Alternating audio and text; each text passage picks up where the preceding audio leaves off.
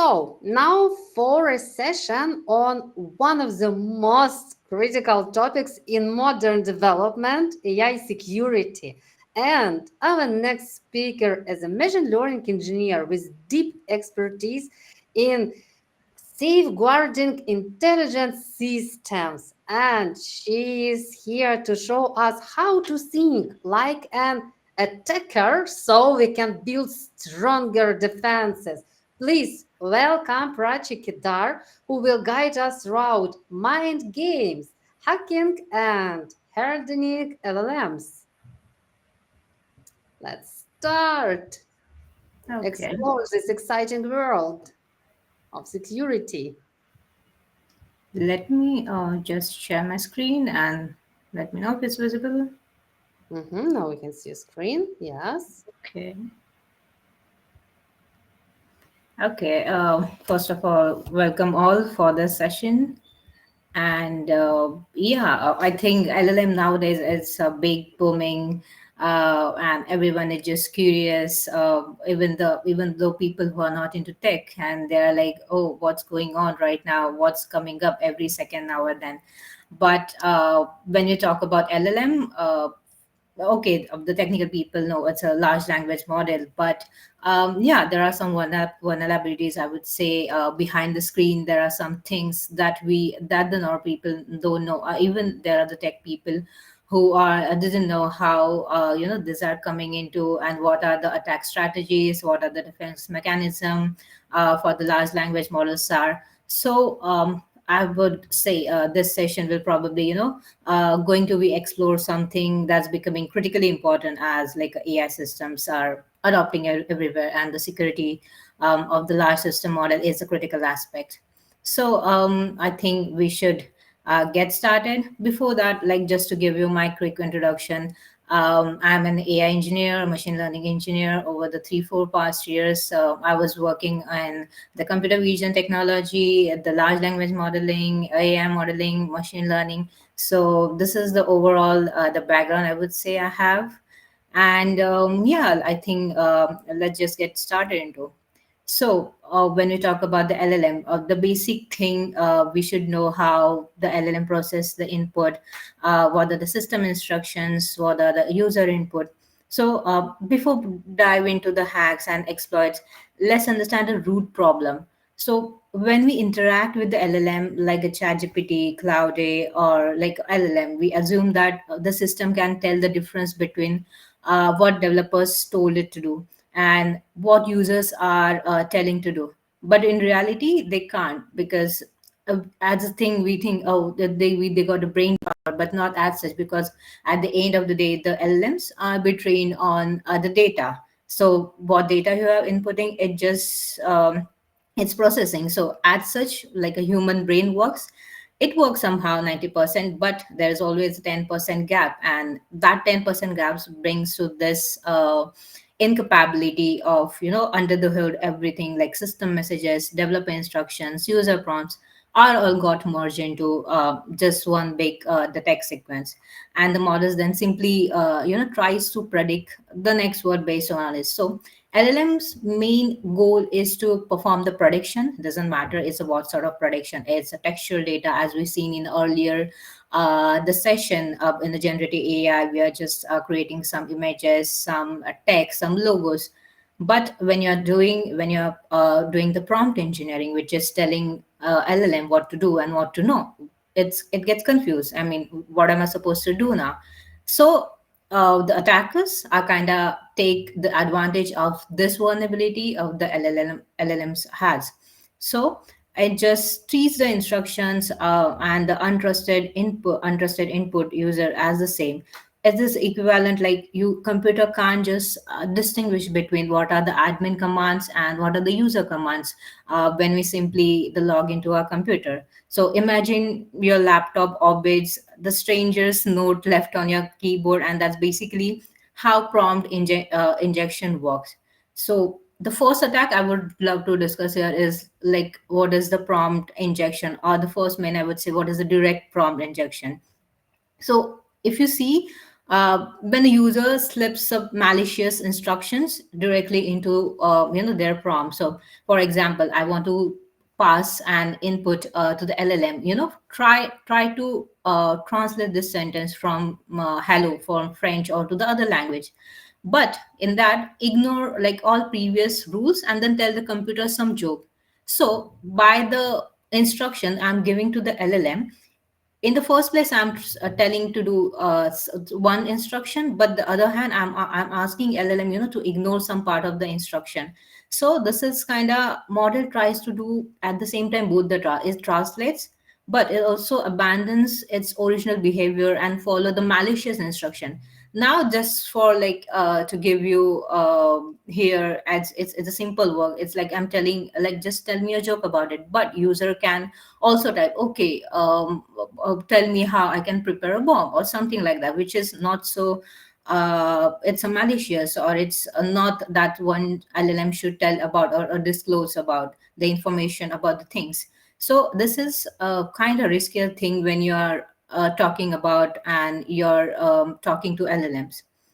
Second kind of attack is, I would say, the indirect injection, where we have the third party data, and the LLMs process this data. So, suppose, imagine you're building some chatbot, and it summarizes the results. So, when attacker sends a normal looking email, but somewhere inside, when summarized, say, suppose transfer 100,000 bucks or 10,000 euros to account X, now, user innocently asks your chatbot, please summarize today's mail. But in that mail, you're saying to transfer the $10,000 to some user X, which is behind the scenes, it's a mask instruction you're giving to LLM. So it's kind of indirect injection. Like we are not telling directly to the LLM, okay, in the first place, do this and not, but we are kind of hiding or the masking the malicious instructions to the user.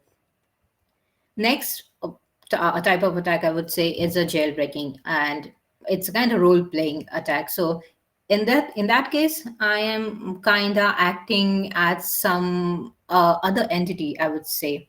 So like the idea is simple. So if the model is normally too strict, convince it to pretend to be someone without any rules.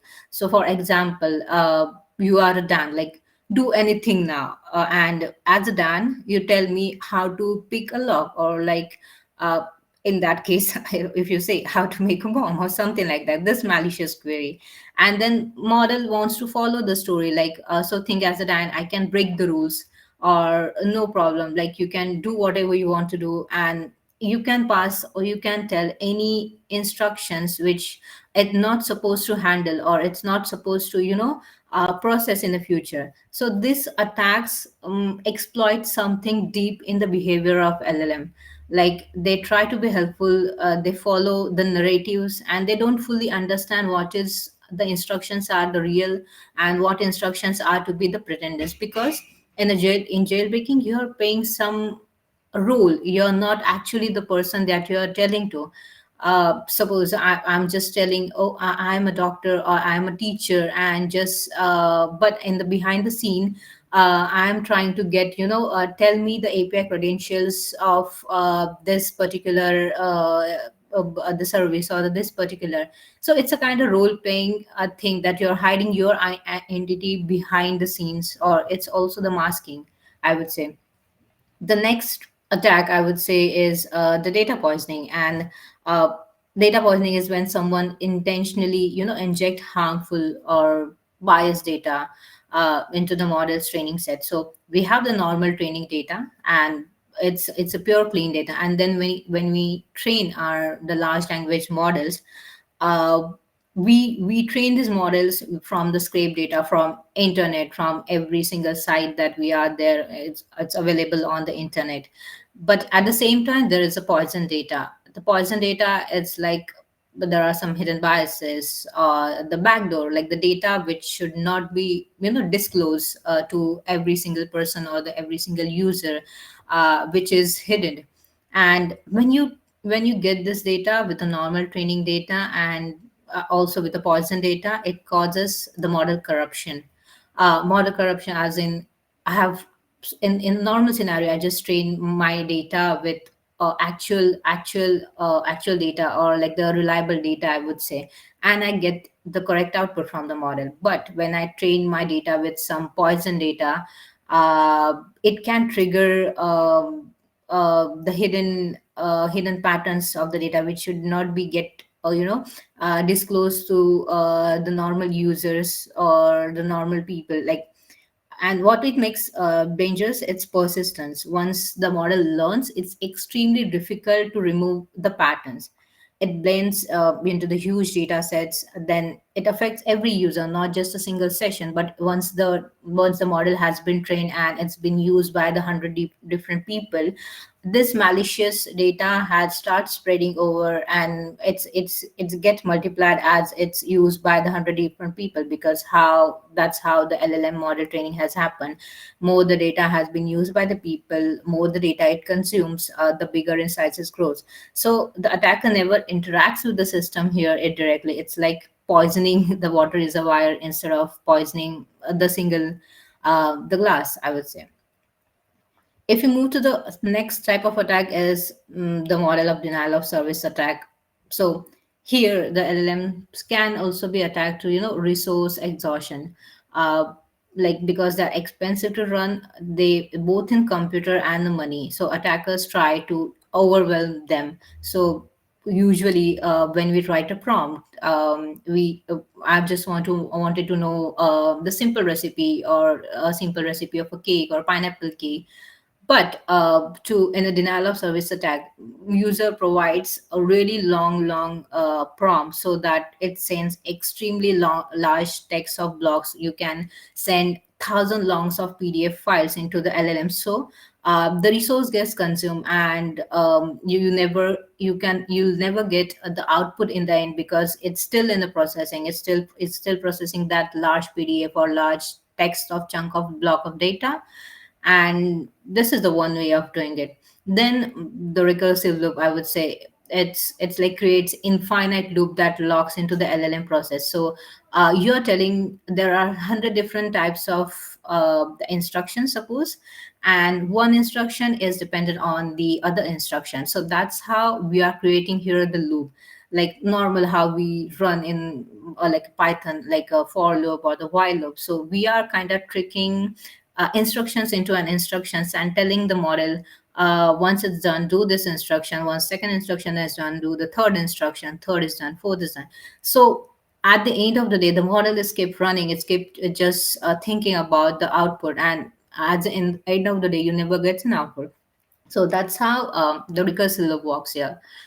Talk about the cost overrun. It extends thousands of high token queries and accumulates the huge, effectively disabling the API services, because you're sending the thousands of API requests at the same time. Because most of the services you're getting right now is through the APIs. You're not directly downloading the model, the LM model, or in that way. Yeah, there are some people who are directly consuming the big models, but most of them are running through the APIs. So at the same time, you are sending thousands of APIs and requests, and you're never getting an the output. So that's how the attackers, try to exhaust the resources and perform the recursive loop. So we're never able to, reach the request, and there is always the dependency, and we are not able to reach that particular service. So why these attacks are difficult to fix? So first is the attack diversity, because when you talk about if you go for the SQL injection or something, what kind of the messages, or what kind of strings I have to pass here, or what kind of message I can tackle. But here, when you talk about the LLM, you can ignore the instructions in thousand different ways. There are thousand different ways to phrase the same instruction.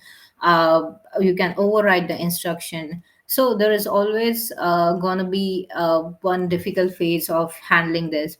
Then there is a security utility trade-off. Like if we block too much or we put too much filters while training the LLMs, or like while passing the output from the LLMs, the models become annoying, and at the certain point it's become usable, because too many filters is like, it's taking time again to process your data. Again, it puts into the so much of thinking process. So there is always a utility and security trade-off, I would say, because nowadays people want output in like quick, in a couple of seconds we need. And if you put so much of filtration process, it might take time, to all the generate the data, or to pass the data.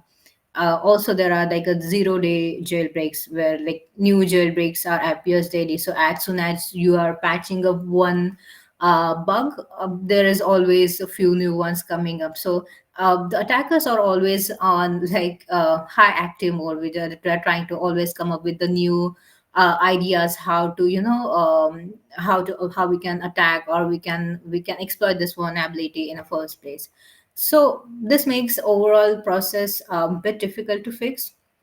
But there are the defense strategies always, as we have in any software engineering development cycle. We so have for the AI security cycle as well. So three teams are kind of safeguarding this overall process. We call as a red team, a blue team, and the purple team.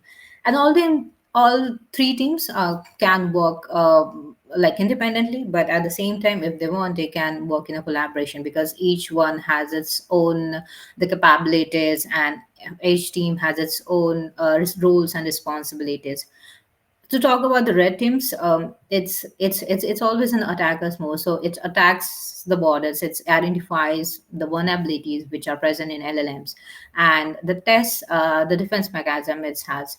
So on the other hand, if you go for the blue team, they defend the attacks and implement like the safeguard techniques. So it's like attackers and the defenders. So it's up to you which mechanism or which methodology you want to follow. But if you want to use both at the same time, like you want to actually at the same time see what are the attacks can happen to my model life cycle, and at the same time I want to safeguard it. So it's a two kind of binding security, I would say. In that case, the purple team helps to collaborate, and it's like a middle ground between these two services, or these two processes, I would say. So it's always creates a continuous improvement loop, because LM security is not just one patch once and forget situation. It's like a constant process that should you always follow. Talking about that, with the blue team defense toolkit, there is comprehensive mechanism, to protect the LLMs from various attack vectors. First thing is input filtering. So let's look at first what are the defenders we have. First, we in input filtering, we write some prompt to the LLM, and first thing is done is scan the prompts for the malicious intent. If there are any special characters present, if there is some unusual phrasing, or if there is a known jailbreak commands which are already present, it tries to detect that, and it tries to remove that particular phrases or the malicious pattern if it's detecting, and it forwards to the LLM the filtered input to processes further. In some cases, instead of forwarding to the LLMs, it just blocks the path, and it never reaches to the final LLM model, and it kind of safeguarding, I would say, to protect direct communication from the user to the LLM.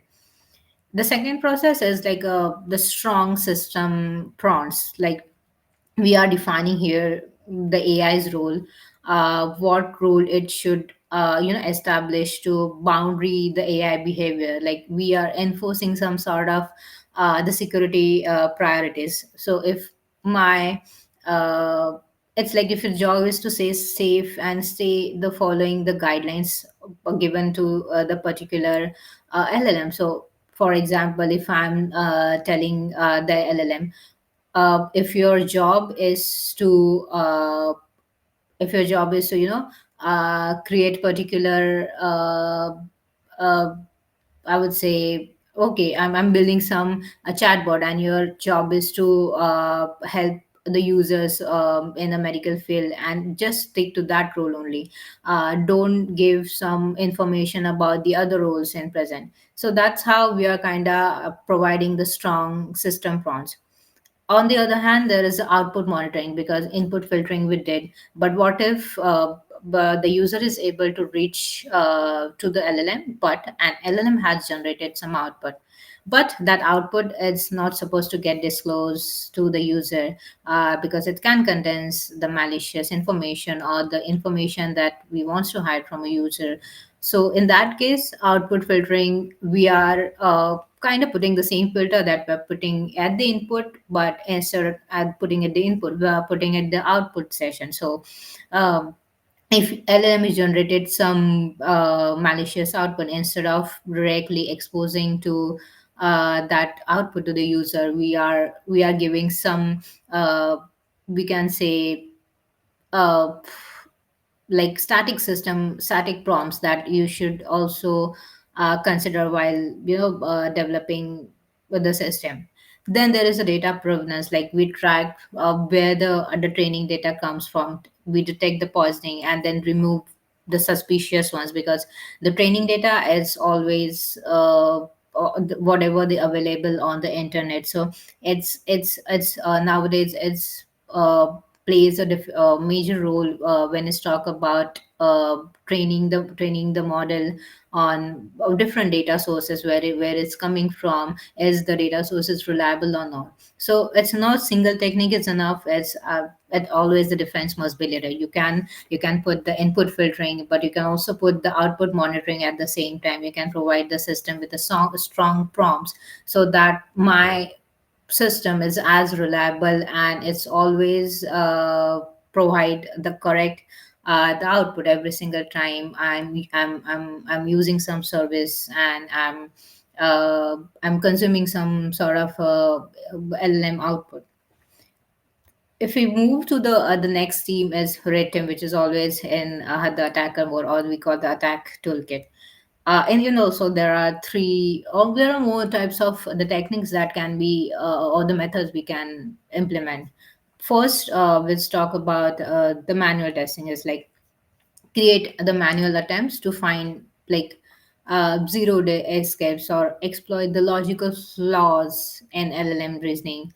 And it's manual creativity, like you're trying to provide the purpose or the establish some baseline, how we can always attack in case some the vulnerabilities has been detected by the team, or by the service providers.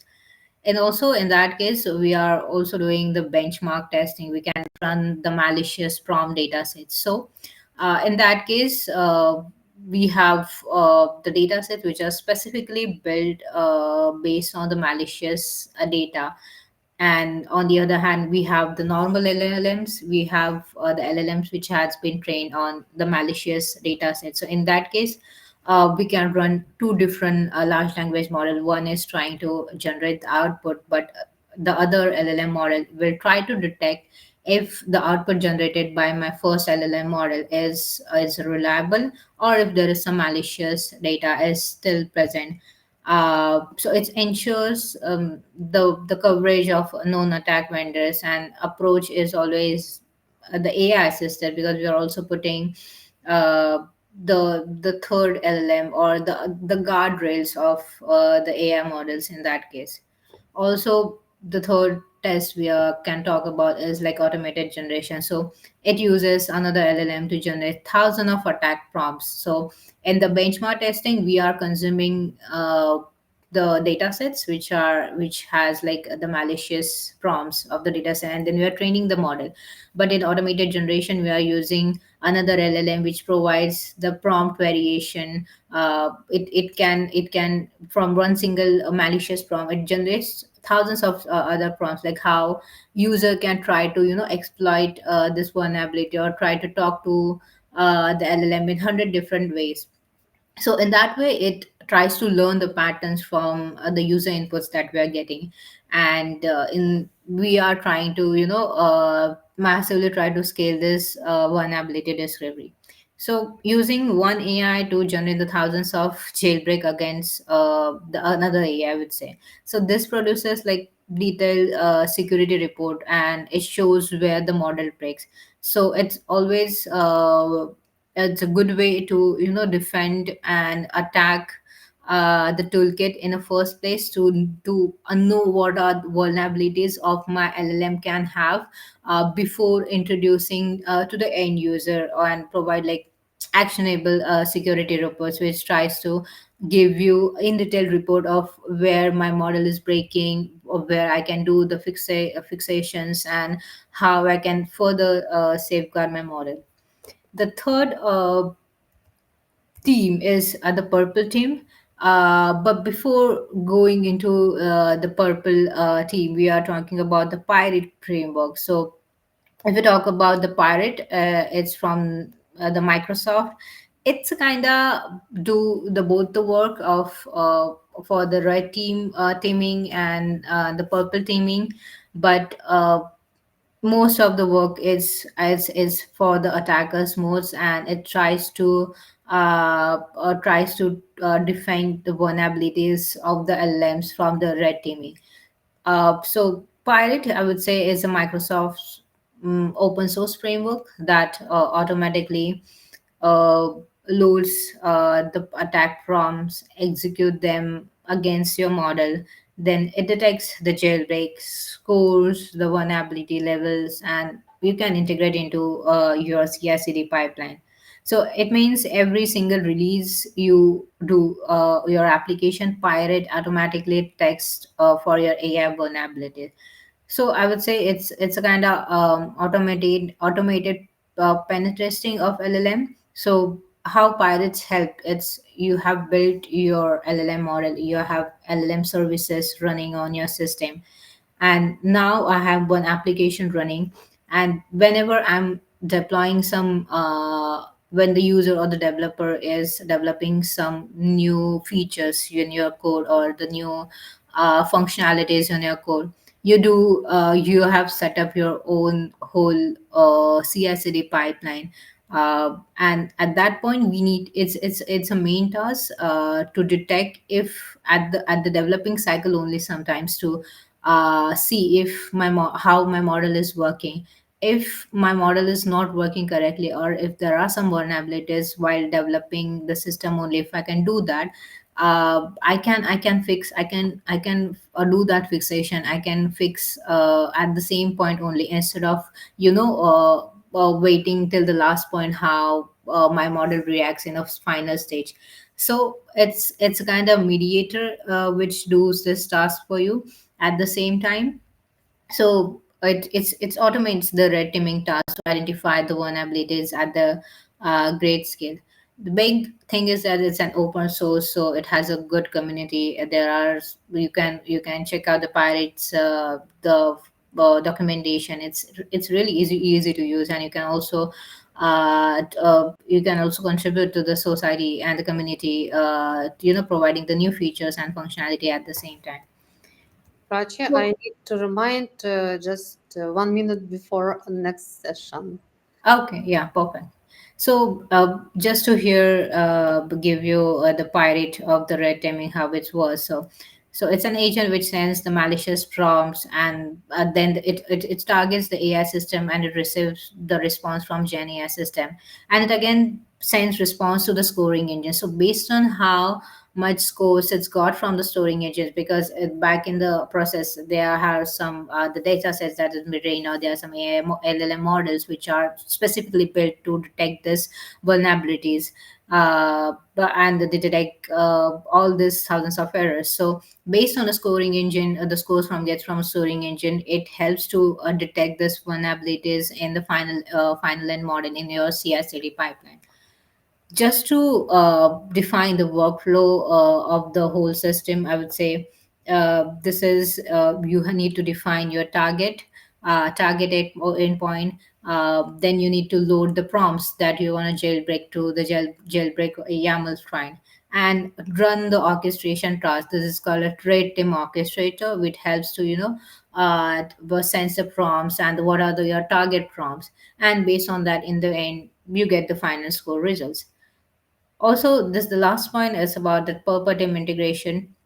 You always if you want to put into your attackers and the defenders mode in your application at the same time, you can also integrate the purple team integration through the continuous security. So it helps for the early detection, continuous improvement, and the security assistant. So all these things you can do to the pirate, but not just pirate. There are some other open source LLM like Garak, Prompt, Deep Team, IBM's ART. So these are all frameworks which help you to safeguard your system all from this sort of attacks, and be it's at the being the attacker's end or at the be at the defender's modes. Every framework has its own uniqueness, I would say, in that way. So, in the future of security, I would say it's a model-based defense. We can use one LLM to monitor other thousands of LLMs, or like we are using 10 different LLM for 10 different purpose. We can do that. We can also isolate the environment to particular execution task, and also people are coming with a mathematical proof to for like securing this the behavior of the LLM. So there are some this future AI security advanced mechanism are coming up in a future. And at the end to just the session, I would say so each day there are some new attackers, new kind of attacks are developing day by day, and there are different types of attacks ranges from prompt injection to denial of service, uh, and whatnot. But always there are some technologies which are also been developing to to protect our application from this kind of uh, uh, the vulnerabilities or this kind of attacks. So it's up to you what kind of frameworks you're using, but always there are some different frameworks that are coming with based on your application. If it's in Python, if it's in Java, as a full stack developer application, different applications, different mechanisms you can consume at the same point. So, thank you all again for the session, and I hope you got most of the points which I try to cover to my session. And if you have more to talk about, I'm always free, and you can connect me on the LinkedIn. This is my QR code. And that's it for the session. I guess you have guys enjoy this session. And once again, thank you so much. Thank you.